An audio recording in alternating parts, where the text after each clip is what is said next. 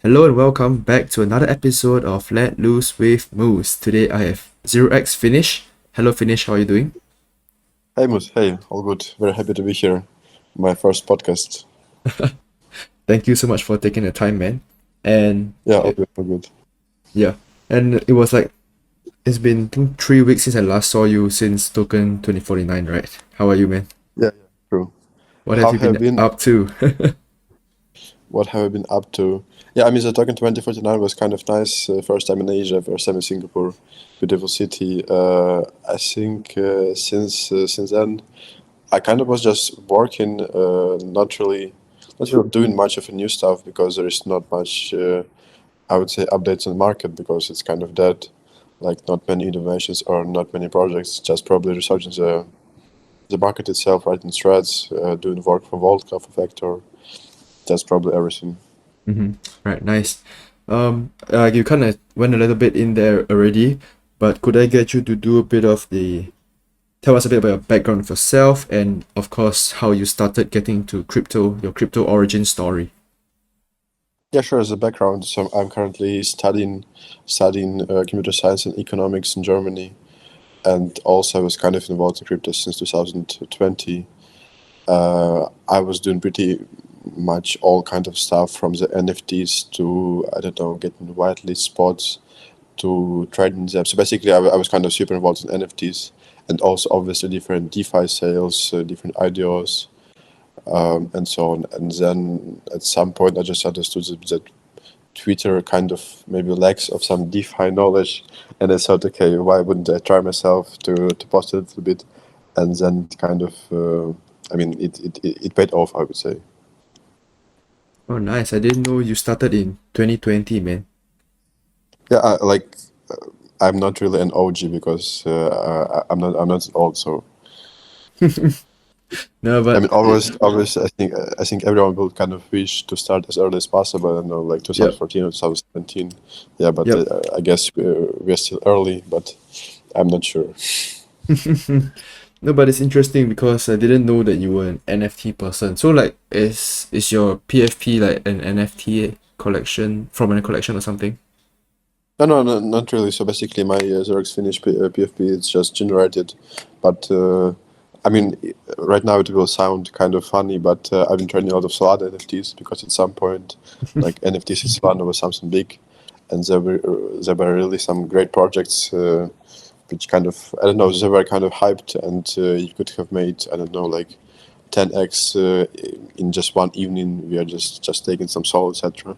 So the bull market was pretty good there. Right, right, yeah. I think in 2020 and 2021 NFT hype was really crazy. So I was in the same spot as you, right? Like grinding Uh-huh. for white list and then you just have to the whitelist mint and then can flip for a Yeah, little bit in yeah. the public sale onwards, yeah. Yeah, so actually do you still play with any NFTs at the moment or like are you just full on DeFi for now? Any NFTs? I mean, at some point, if you know what was his name, I mean, there's a guy who holds probably like 150 DGods. I'm not sure what's like. He's super popular. He has maybe 200k so he has followers on Twitter. So yeah, and at some point he kind of dumped maybe half of his collection of the DGods, and the price went probably to 3.5 ETH. And at that point, I was just kind of probably looking into buying some, but then I mean, it's hard to like ape with 3.5 is like it's almost 10k. It was 10k at that point into something you don't really look into because like there are guys who kind of like truly focus on the NFTs. They flip them, they trade them, because I think even at this point when NFTs are kind of dead, there are still some new projects coming out, and they kind of specialize on this stuff. Me personally, not so. I just thought if I'm not really good at NFTs, why would I just ape in like such a big sum? But as for now, I just hold probably Captains, if you know Captains. Mhm. Right, nice. Yeah. So they basically they aiming to launch their own token and kind of their own game. as the floor is also I think about 3.5 ETH, which is kind of expensive.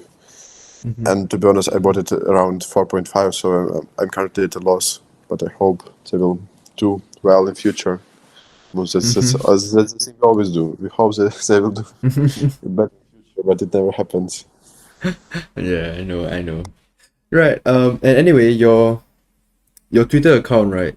You've only started in like first half of 2023, right? So if I remember correctly, Yeah. it's about March, right? And how did that come about? Like, since you started crypto in 2020, like, why did you suddenly have the idea of creating this Twitter account in 2023? Honestly, I think so. Basically, during the bull market, you have so many activities, you don't really have enough time to take a rest, etc. Because like there are always some sales, some NFTs. But during the bear market, as now, don't really have much stuff to do. So, like, if you're just a regular, I don't know, Degen, you could probably trade some low caps, but they're not really active right now. Maybe they were in May or in June. So I just at some point I just thought, what could I do? Like, how could I improve?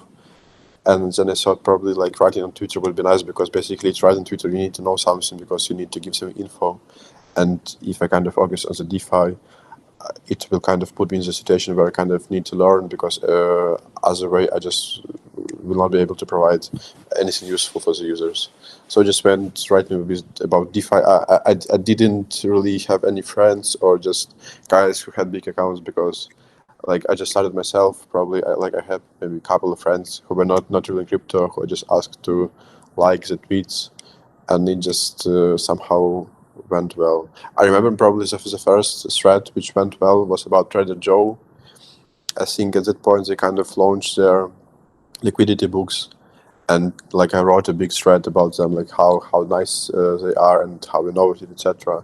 And they Nice. just retweeted me, yeah, and I just instantly got like maybe 40k impressions on this thread. I mean, but obviously it happened maybe about 20 threads which went unnoticed. So like at some point someone just sees this thread and then it just kind of goes better. Right. Now, I mean, you're considered kind of a big account yourself now at over 1,000 followers within a span of like 6 months, which is I think is impressive, man.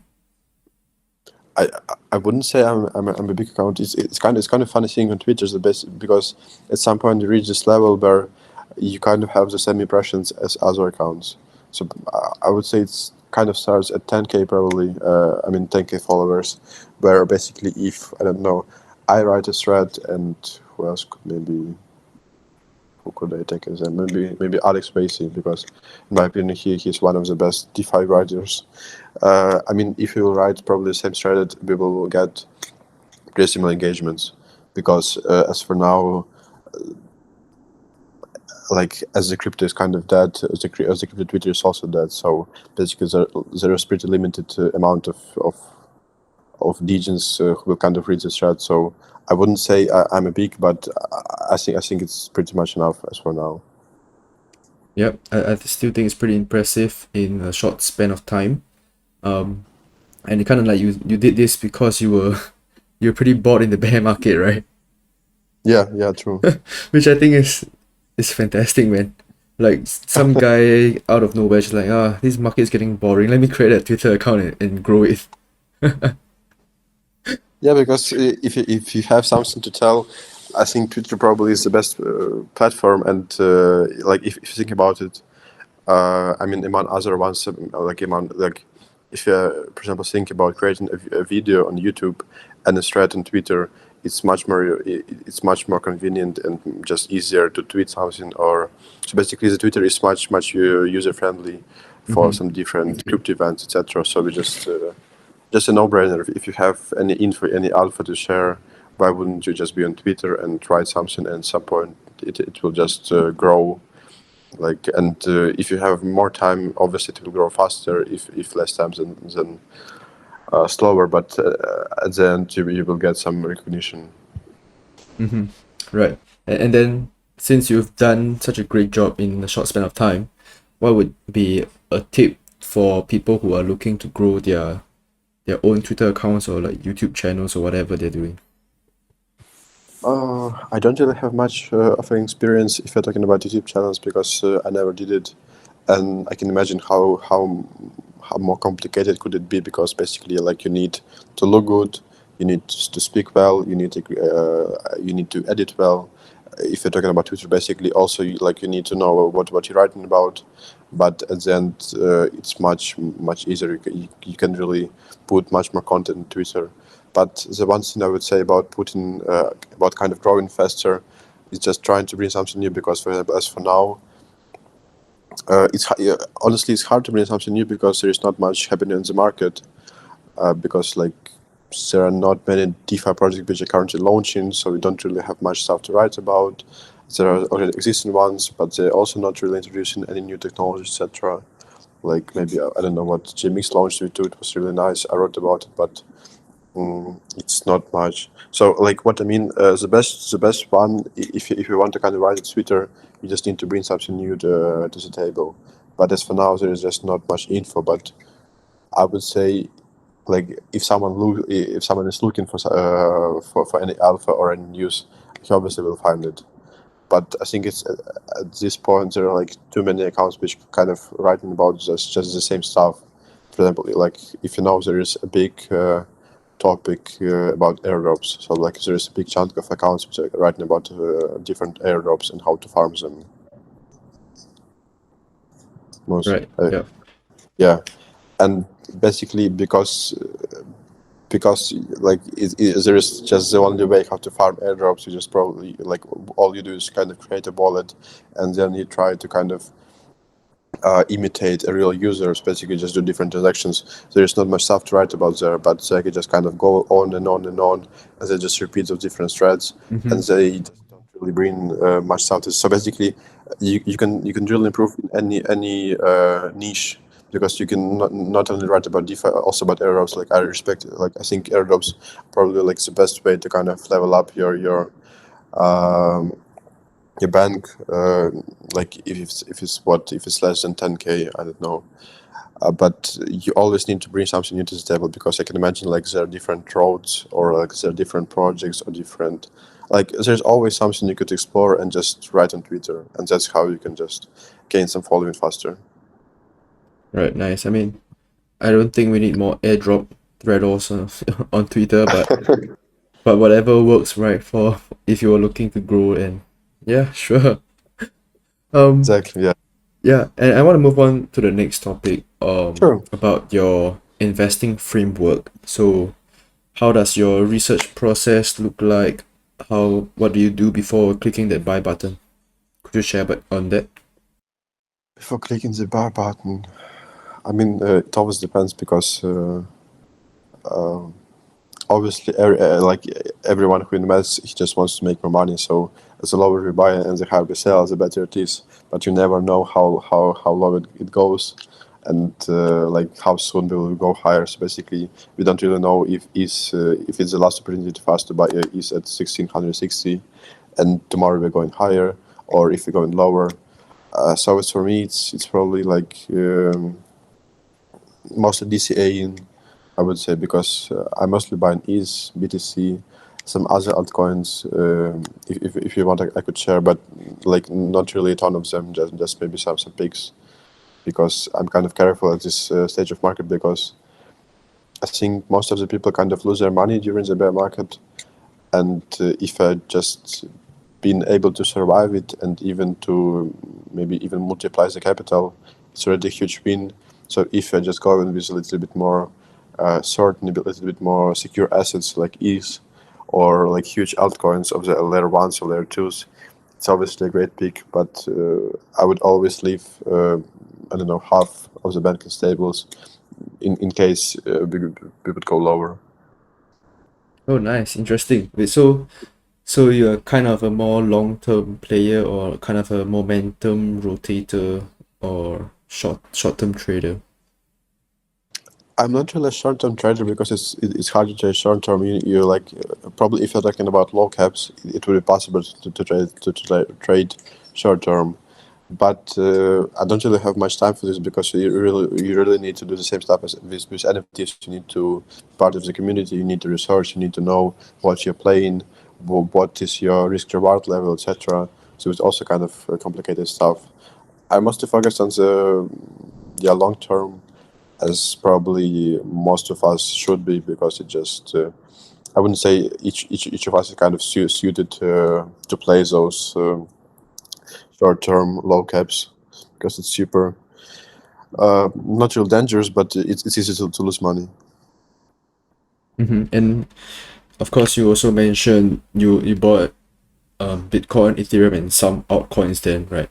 Then my question to you would then be, how do you filter through the altcoins to decide which one that you're gonna buy then?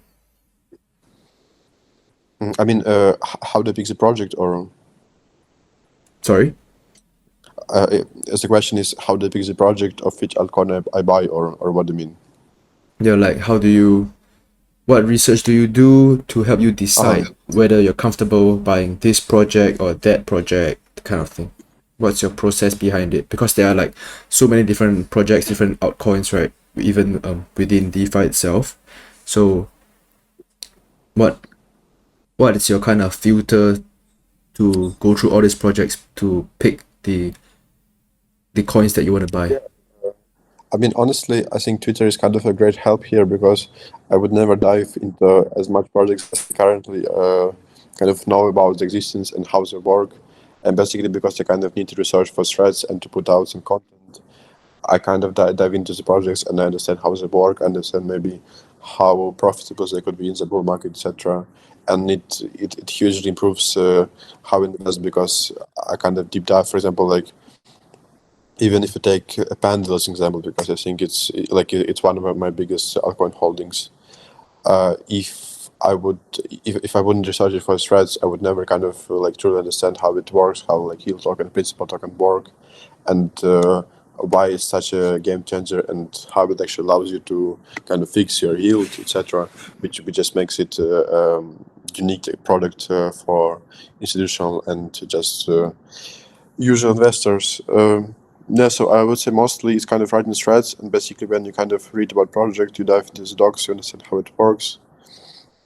But mostly I would say the project must be unique as Pendle is, because if we're talking about what maybe JMX, as for now there's so many different perpetual dexes, so it's kind of hard to really understand who will like be at the top maybe in 1 year or in 2 years, because there are just so many of them, and you don't really know how exactly it will develop, like if GMX will stay at the top or no.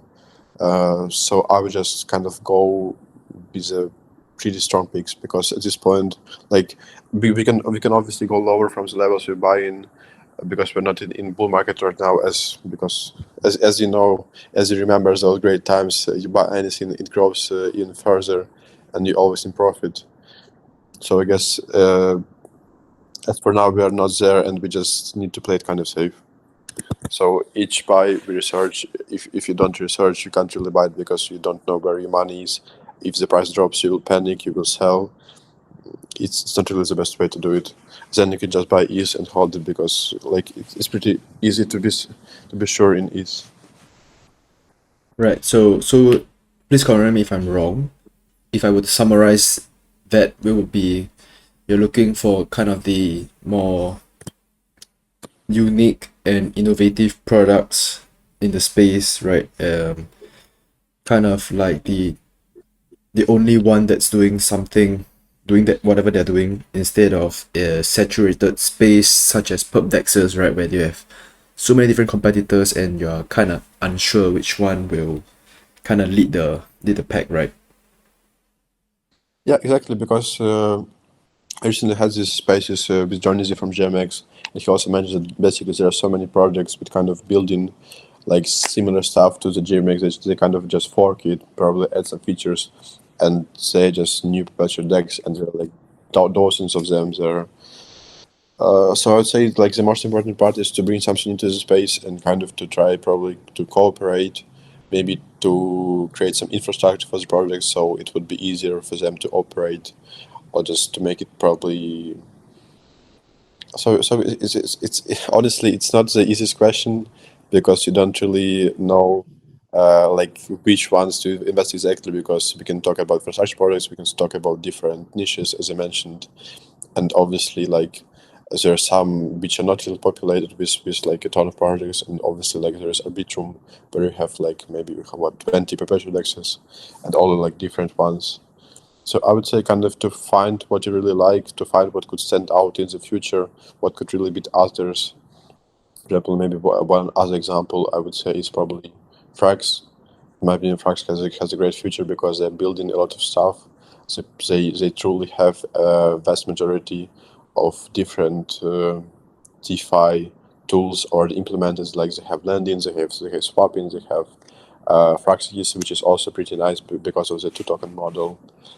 And also they have upcoming Frax chain where you will also like pay for the fees, which I'm not sure probably Frax is. I'm not really sure because like there is not much info on it right now. Yeah, so obviously to me Frax seems pretty solid and kind of innovative. So I would just say look into the innovative project which could have future, but obviously not too innovative because they still need to have some users. Right, awesome, nice. And as a follow-up question, right, regarding your Pendle as an example, so you kind of mentioned that Pendle is the kind of the only one that's doing this right now, right? So they're innovative as a yield trading platform. So then what would you do if a second or a third yield trading protocol pops up that kind of does almost the same thing that Pendle is doing? Then would you be selling Pendle away, or would you reassess the other protocols that's popping up, or like how would you do it then? I mean, if you're talking about Pendle competitor, I would say it's kind of hard to build one because, like as an example, you could just fork Pendle probably because like all the contracts, etc., everything is accessible because it's on the blockchain. But you don't really have any community. No one knows you. No one trusts you. Like there is no Binance listing or there is no Ox wallet integration. So I wouldn't really bother unless they will bring something new to the table. And if they do, if they kind of innovate like YT and PT tokens, then I definitely wouldn't kind of sell away Pendle and go for them. I will just look first into them, probably like write a thread about them because they're bringing actually something into the space, and maybe try to participate in IDO, etc. Like it will also depend on the market. But there are new projects coming out daily. And I mean, if the new Oracle appears, you wouldn't really abandon channeling because it's not how it works. So I'm pretty solid here. Right, understand. Thanks, man. Because like I mean, at a certain point of time, GMX was I think kind of the few ones in the space doing perp etc. before this space all got overpopulated, right? So it's just kind of throwing things around here. But thanks for getting the answer from you. And what actually excites you right now? I know you mentioned it's a bit of a boring market now. Is there anything particular that you're interested in or you're looking at? Could be a protocol, could be a chain, could be a DeFi sector, anything, man. Most it's a great question because if I would be excited about something, I would just write more about it. But at this point, I don't know. Honestly, like there's not much of investments into the DeFi, and there's not much new products there, so it's hard to be excited. But probably like the one thing I would mention, probably just the recent one, the Arbitrum Grants. The STAP program is I think it's pretty nice because it actually helps projects to kind of develop further and to attract even more users. Because almost all the ARP will be kind of used to incentivize either to trade more or to either stake more or just to participate in those different vaults, like as we plan to do it at Volca.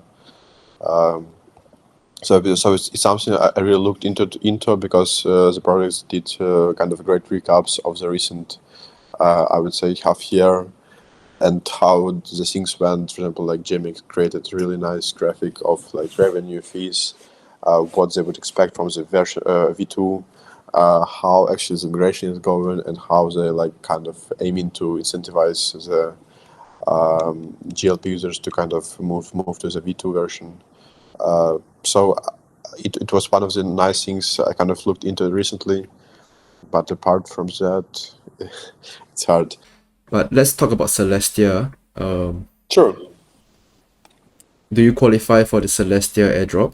No, I did not. No, Not at all. honestly, I had a couple of like old wallets which kind of qualified for the Arbitrum drop, but I don't really have access for them anymore because I don't have funds there, and I kind of lost my previous laptop and currently have my new one. So yeah. Anyway, Ah, like there are pretty much a lot of wallets. I think half a million, just old Ethereum wallets which kind of qualified for some airdrops previously. They also qualified for the Celestia one if they didn't really interact with the Cosmos ecosystem itself.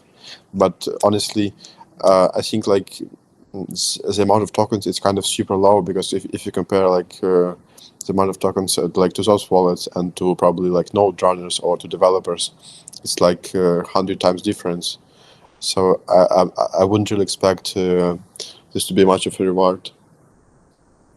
yeah. I mean, in fact, you didn't really. It wasn't a requirement to have to interact with Cosmos to qualify for the airdrop, right? Because they, Exactly. yeah, you could be on Arbitrum, Optimism, and you could still qualify. But what are your thoughts on the expected valuation for the token drop, right? I've seen people call out 1-2 billion. I've seen people call 8 to 10 billion. What is your thoughts on that? 8 to 10 billion for Celestia. Yeah, there are people talking about those numbers. Uh, Wanted to hear your I mean, thoughts. it could be possible. I wouldn't say it's crazy, but 8 10 billion is like a valuation of what Arbitrum plus Optimism. I'm not sure if you're talking about FDV or market cap currently. I let me check because if you're talking 8 10 billion, yeah. For example, what we have here, Avalanche is like 3.3. So basically, like what would it be like 2.5 Avalanche market caps, or if we're talking what do we have here? Matic, yeah, so we like our two Matics. Yeah.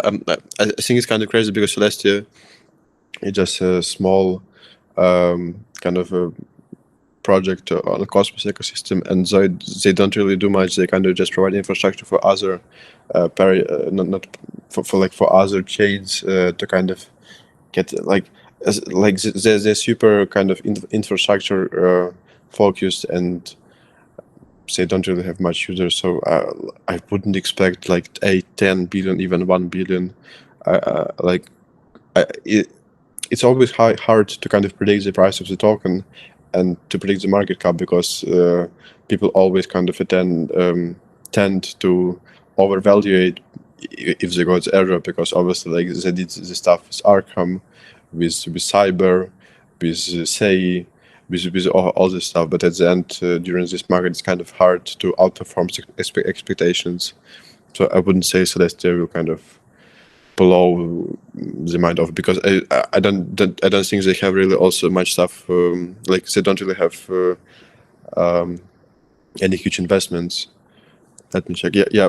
But honestly, okay, Mus, I would honestly want to ask you about what are your actually expectations on Celeste, because I could imagine you have some wallets, don't you? I have a really, really low amount because I wasn't on Cosmos, right, like you mentioned. And Mm-hmm. in fact, the tokens for devs are like so much higher, right? True. Right. And so I'm actually looking at Masari's Twitter right now. So Mm-hmm. they kind of tweeted on the 29th of September that Celestia's token has an implied 2.75 billion FDV. So Oh, I personally am leaning towards the lower end as well, right? So I'm not expecting to get a huge airdrop from Celestia. Think Arkham was okay. Think Arbitrum was obviously the one of the much better ones in the recent time frames, right? And some people are kind of speculating on base as well. Do you think base will have a token, in fact? The base will have a token. This is actually a great question because, as you know, the base is kind of supported by Coinbase, and they already have their shares traded.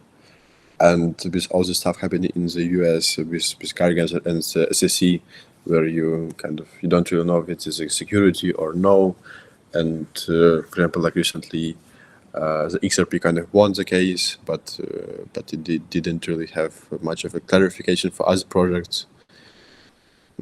So it's kind of tricky because if you're talking about other projects like, I don't know, zkSync or Starknet, you probably would expect them to airdrop, like, but the possibilities is much higher because they don't really like US based as Coinbase is. And Right. as I mentioned already, Coinbase has shares, so basically they already have valuation, etc. And I don't really see much of. I think we need to kind of dive deeper here because we don't really know the connection of like Coinbase itself to the base. Like, do they really own all the validators, or is there someone running them? Like, how exactly does it work? Because if they really have like a full control, obviously it makes sense to kind of launch a token and to create a like DAO as Arbitrum did. But overall, it's kind of tricky here because of the regulations. Yeah, I don't know how we kind of ended up talking about all these kind of speculating airdrops kind of thing. Yeah, true. But like, I mean, it's an interesting topic because it's always nice how you evaluate them. And as you mentioned, like Arkham was nice, Arbitrum was nice, and I think actually like the last week we had what half year since Arbitrum drop, and it feels like it's a whole new life, honestly. So those airdrops, they kind of fly changing, and you don't really know which one will like bring you the most. So if you kind of focus on doing them, or you just being active on chain, you probably just focus to kind of fire up all of them. Right. Yep. And actually, I want to circle back to the Arbitrum grants that you mentioned earlier. What do you think is the impact on Arbitrum for these grants? Like, what are your thoughts on it? The impact. It's a great question. I think it could kind of start a small bull run, like Arbitrum bull run, because basically projects will have kind of ability to incentivize users to even use more. So basically, as a bolts will have higher API. The fees on perpetual access will be lower because there are Arbitrum incentivizes. So everything will kind of be cheaper and probably will feel like a bull run. So I guess it's nice. Obviously, we can see a price drop because like the projects can sell the ARP for stable coin for any other type of incentivize they're planning to. But I think overall Arbitrum has a pretty nice future. It's a leading layer too, and it's kind of great that they just don't keep the tokens, but they can just kind of spread them and try to incentivize the projects to build further, even knowing that they kind of like the easy go solution if you kind of want just fast and secure detection. Like if you want to go with layer 2, it's probably Arbitrum because it's like it's the easiest one. But still, because they kind of aiming to improve it and to incentivize projects to build further and for users to kind of be more active, which is in my opinion super nice during the bear market. Right. Yeah, I kind of think it's okay. Like, definitely you will see users coming in because they're giving grants and incentives, right? For True. you will see people farming the Arbitrum, which then makes me think that they would in turn dump the Arbitrum, which might not be that of a great thing, I guess. Dump Arbitrum. Why so? You mean the price or? Yeah, like, so they're giving out incentives, right? So then the farmers will move back to Arbitrum. You'll probably see activity going up, TVR going up, but then people will just be farming and dumping the token, right? As always. Yeah, I mean, true. Basically, if they get those incentivizers, and honestly, I have like for example, JMX. I'm not sure how much did they request. I think probably like 13 million ARP. Case network about 7 million Arbitrum, and Max probably 6 million. So like Let me check. Just second. Just 1 second. I think I have the screenshot because I think it's pretty interesting, like how much they kind of expect Mm-hmm. to get. Okay, wait. Man Let me has all see. these screenshots of such things. Yeah, I think. Okay. I don't really have the screenshot, but I kind of remember. But yeah, basically, as I mentioned, like if you're talking about even like the ones I mentioned already, it's kind of already 20 mil. But I think overall already about 50 million Arbitrum is requested, which is huge amount. If you think that everyone kind of sells, like the selling pressure would be kind of huge. So at the end, obviously, it's like they will find a buyer because Arbitrum, as I mentioned, has a bright future with such a variety of projects. But I wouldn't necessarily say that kind of price dump is like the bad thing because it is how it is. The market can decide the best pricing here, and it's not the reason to kind of not incentivize projects because of the price dump. Right. But I mean, speaking of Arbitrum itself, then I don't know if that's a good or bad thing. Um, if we compare kind of to how Optimism did their grants, maybe we could expect something similar then. Honestly, I'm not really familiar how it went on Optimism, so I couldn't really compare like Arbitrum and Optimism grants. But as I recall, they had pretty nice rewards for the best building projects, and Yeah. the Optimism price didn't really drop much, or how was it? Probably you know more most here because Let I don't me really recall. let me check. Yeah, sure, please. Do you remember when Optimism had the grants? I think Optimism they grants. kind of two parts of the grants, but I'm not really sure about the dates. But honestly, I would say like kind of earlier when we had like Optimism and Arbitrum kind of launching their tokens, it was not really that like people didn't really thought about kind of farming airdrop and like creating multiple accounts, etc., multiple wallets. So basically, like real people got kind of rewarded. But as for now, it's like it's much more competitive space, honestly, because like the people kind of created different. How to say it? Like as I mentioned, like they kind of look into those best paths to kind of like do a chain of transactions. So they're just kind of trying to outperform everyone, honestly. Okay, so Optimism distributed their OP tokens to protocols for the previous cycle. I think that would be cycle 1 in July 2022, most of them in Mm-hmm. July and August. So we look back on that date from early July till early August, it went up, right? And then from kind of the first after the first week of August, it's just down all the way till November. Mm-hmm. Then if I were to open and look at the Ethereum chart for the same time frame, it kind of looks pretty similar. So you can't really say whether it's the grants that affect the price or not, right? Because Ethereum kind of has the same charts going up from the most of July and then down from second week of August or third week of August onwards. So yeah. Yeah, exactly. I think it's kind of complicated to predict like how exactly the token will kind of perform after the grants are kind of being distributed. But I think it's probably like I'm not sure if they have any lockups or like any cliffs when they got the grants. But I think it's kind of relevant to check the price maybe the next couple of days or probably the week. But as you mentioned, like if the ETH was also kind of underperforming and was also during like the bear market, then I think obviously it's kind of okay to expect from the Optimism the same stuff, or even to drop more because it's altcoin and has just lower market cap. So I wouldn't say it's necessarily bad thing. Right. And then moving on to the broader topic of your look on the markets for the next, let's say, 6 months moving to next year. What are your thoughts on the market?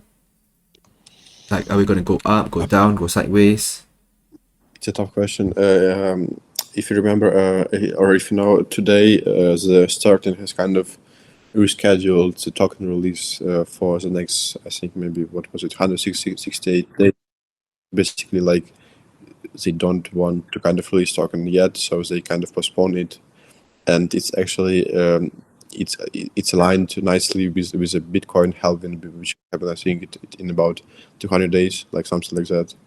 So probably like in the next half year, we still won't see much stuff kind of popping out, because I think probably will kind of go the same cycle as we previously, like Bitcoin halving, and then we kind of just go like, and then just probably small pause, and then we can just go higher because of the halving, and it just kind of starts a new cycle.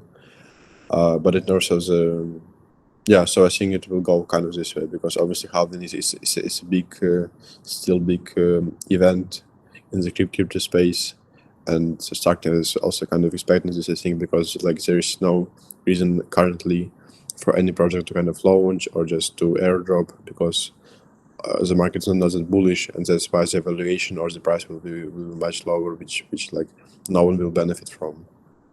So I would expect like the same market as we have now for the upcoming half year at least. And just a random question. Do you Sure. believe in October or October? October. Really? Do you believe in October? I mean, it was kind of funny because on this 1st October we saw like a great run. I think for the BTC it was up to 28K, and currently we are seeing like a drawback, and is kind of dropping even lower as we entered the October. So obviously, Yeah. like there is this table where you see how good the assets performed in certain months, but and it obviously influences the probability. But at the end, then like each year can bring something new. So obviously, I would expect October. I mean, if you say October, obviously people will become kind of more active. So they will kind of trade more. They will just write more on Twitter. They will read more. They will look more into new projects. Will just bring new liquidity, and just will make the market even, like, I would say, fresher, if I could say so. So yeah, obviously I would expect October to be October, but if it's not the case, then it's also not that bad. Yeah, I mean, looking at the chart right now, we completely retraced the 1st October pump, and we are, as of the Yeah, recording, is exactly. 3rd October right now, right? Yeah, So I don't know. We'll see. yeah. But we still kind of have 27 days left, so Exactly. probably, Exactly. yeah. Anything can happen, right? You never know how it goes, because honestly, like, there are some people who kind of do technical analysis, as they kind of draw those different lines or circles on the graphic and kind of try to predict. I have no idea how it's done. Do you do this stuff, Moose? Do you try to predict, like, do you use technical analysis? I try to learn a little bit, not Mm-hmm. great at it, but I try to use it sometimes for But overall, do you see any fun. figures on the graphic? Like, do you see any animals there or anything? So I draw some lines and then it looks like a dick or something like that. Yeah, I mean, Dick is always bullish. So it's not bad, not bad. Yeah, I mean, I don't know, man. We'll see. The the retrace is huge from yesterday's pump, Yeah. right? And I think we kind of covered pretty much everything that I wanted to cover on the crypto side of things. Mm-hmm. And thank you so much for all your opinions and insights that you shared with us. The next thing that I want to go into is this segment of getting to know more about yourself, Finish, right? Beyond the content that you post, beyond the research that you post, right? Could you go through with us your day in the life of Finish? What's your typical day look like? Day in the life of Finnish. I mean, it depends, but honestly, it's just probably like 10 hours of work or 12 hours of work, because, like, at some point when I was just a regular student, I had those like hobbies, and I probably like I played badminton. I did some jiu-jitsu, and I think it's nice to do sports, but currently I just don't have enough time for that. So we just probably like waking up, brushing teeth, having a shower, having some breakfast, and then just answering the messages probably the first hour, then kind of checking the market, checking the news, then just trying to put out some content in the morning, kind of to check how also to have Colby on Factor, call on Voltka, do some jobs there. Yeah, and I guess in the evening just researching some new stuff, or probably like polishing up the stress for the upcoming day. So for me, it's like probably like someone might say that it's better to kind of have a rest during the bear market, but as for now, I have like enough stuff to do, so I don't really have much. Yeah, probably like on the weekend, I could hang out with friends. Yeah, which we actually do, and not only as a weekend, but honestly, pretty rarely. I guess it's Moose. Not much here. So no more hobbies right And now. No more huh? badminton. But I was kind of looking to play badminton in Singapore, because it's like badminton is kind of an Asian game, and it's super popular in Asia and in China and Japan, and there are so many great players. And there's even, I remember I hope I pronounce it correctly. It's Lo Kuan Yu, and he's basically like the best Singaporean men's singles player. And he trained like with one of the best with the Olympic champion Victor Axelsen, who is from Denmark. So Yep. it's super interesting stuff, honestly. But I broke all my rackets, and I didn't really buy any new ones because I didn't really have much time to play. But at some point, I'm looking to kind of get back to badminton, yeah, and to play at some point in Singapore with you guys, because I Yeah, think you should have it played. I think An mentioned on this podcast as well previously that he's a huge badminton fan. You should have played with him when you were here. yeah Yeah, maybe next year. yeah Next year. yeah. Yeah. We kind of tried to book the card, but at this Oh, point, really? yeah, but it was I think on Sunday when it was a final of Formula One, so there was actually nothing available. I mean, it's kind of crazy because like it's Sunday, it's Formula One. Like who would like to rent a court? Yeah, But exactly. at the end I kind of got sick, so that doesn't really matter. I couldn't play. So looking for the next time. Yeah, sure. Yeah. Definitely next year you can plan something. And what about like any goals for yourself in the short term or long term? In fact, like even for your account, I don't know. Any Any goals that you set goals? for yourself to achieve? I, I don't really like to share goals, honestly, because it's better to kind of set the goal, achieve it, and then you could just probably talk about it. But like probably you would expect from me like maybe to say like reach 30K of followers on Twitter, or you know like create I don't Actually, know. do you hope for that? I don't know, because in fact most of the people that I've interviewed they kind of share that they don't really bother about those numbers, so they don't. It's not of a goal to I want to hit 30K or 50K by end of the year kind of thing. It's not really a And thing. honestly, with current Twitter situation, it's like they're not growing as fast as they did before, because I think previously, like in June, I think June was the best month, or even July. I had probably like 7K a month growth or 6K growth, but currently I have maybe like 2K monthly or 3K, because like the market is just not as active anymore as it was previously at the end of at the start of the summer. Yeah, Yeah, I mean, but no overall, worries.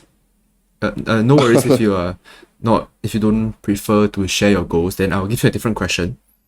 So yeah, sure. Let's go probably with another one. Yeah, I think I will achieve them, and then I will be happy to share. Yeah. definitely. I was still a question from Dan from Blockmates who actually asked me this in my show, right? He countered and asked me a question on my show. So he asked, "What legacy do you want to leave behind?" Which I think is a really great question. You could take a minute or two to think about it if you need to.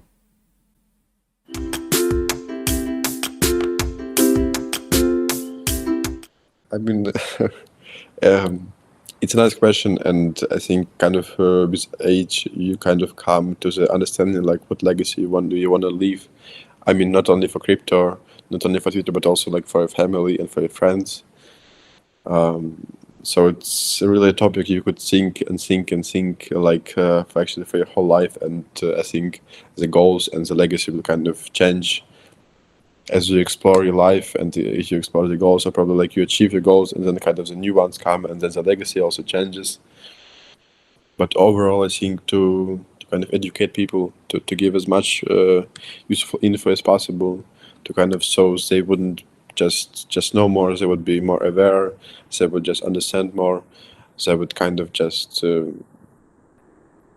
wouldn't or probably just to onboard even more people to crypto, to kind of make their life easier, to kind of make Twitter for them more accessible. I'm not sure, but just to kind of, because I mean, crypto is nice. Crypto gives you so many opportunities, and I think it's enough space for everyone because we're still early, and that would be actually a great legacy to kind of to leave. How to say it, a footstep, or like to left something great in crypto, so others could kind of use it and just enjoy it. It could be my content, could be something else, could be a project. I don't know yet. Nice. I mean, you could definitely, like, your legacy that you want to leave behind can change over time, right? It doesn't have to be bound Yeah, to whatever you're sharing now, because as we grow older, have more experiences, then our thoughts can change, and definitely your answer could change over time, right? Maybe I could ask you this next year, and it could be a completely different answer as well, yeah, right? sure. But thank you. But Yeah. could I ask you the same question? No, in fact, I did answer that. You have to listen to the episode then. Okay, okay. We'll do. All good. Yeah. And then I think we've been chatting for quite a bit now. Let's wrap things True. up with my usual 2 questions that I ask all my guests. With Sure. the first one being your biggest takeaway from being in crypto. The biggest takeaway, I would say, I mean, it can sound not as good, but just how important your true skills are, because like most of the people kind of go to university, and I'm not saying that university is necessarily bad. Obviously, it brings a lot of kind of, how to say it, it organizes everything. It makes your life kind of yeah, like you know the step by step what you're actually doing. But I would say crypto is kind of super focused on like actually what you can bring to the table, what you know, how you can be helpful, what are your skills. Either you can program, or write smart contracts, or just create some content. Everything is valued, and it's valued fairly. So I would say the biggest takeaway from crypto is kind of to grow your skill base, and you will kind of get rewarded and take advantage of it. I think Awesome. It's really nice, it's man. fun. Thank you so much for sharing. Once again, Finish. And then Yeah, my sure, last no worries. question. Yeah, Yep. And my last question to you would then be, could you give me 3 names for guest nominations to come on to have this chit chat session that you just had with me on the podcast? yeah. It was honestly, I was kind of looking forward to the question because I have some great guests for you. Awesome. So the first one would be Cookies. You already met her.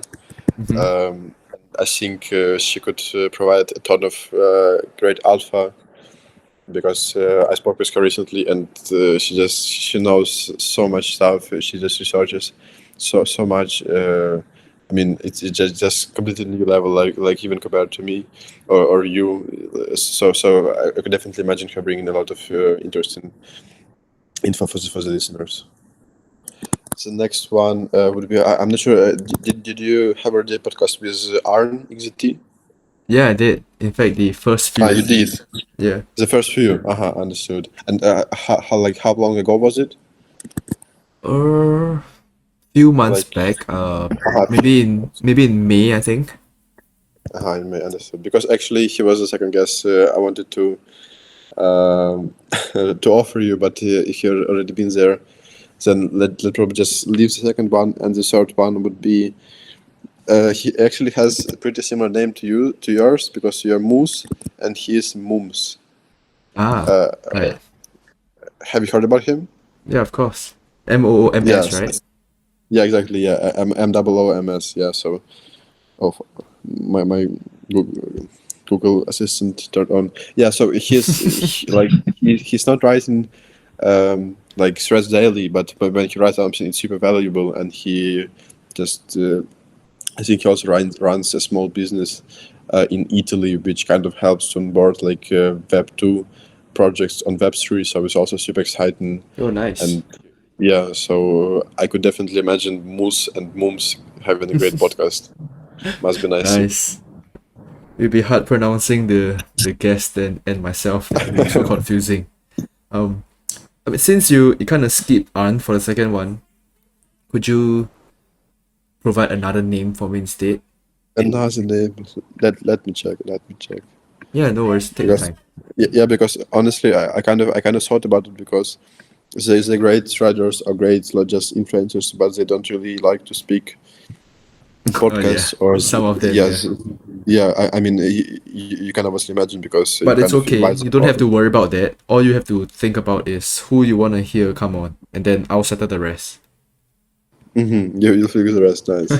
Let me check. Let me check, man. Let me check. Bro, look at that, Frank the gods. Yeah. So I kind of just going through the people I'm following. But it's hard to pick the one.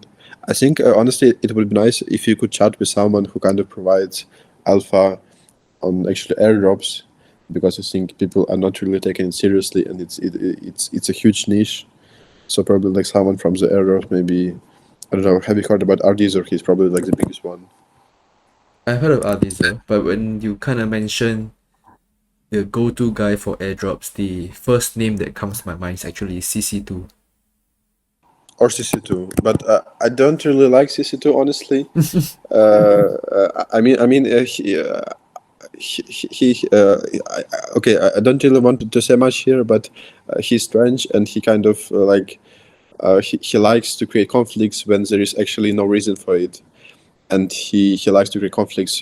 I think even with our users, like they hate some stuff because I think he doesn't really like that people kind of sell promotions, which is totally fine if they kind of disclose it.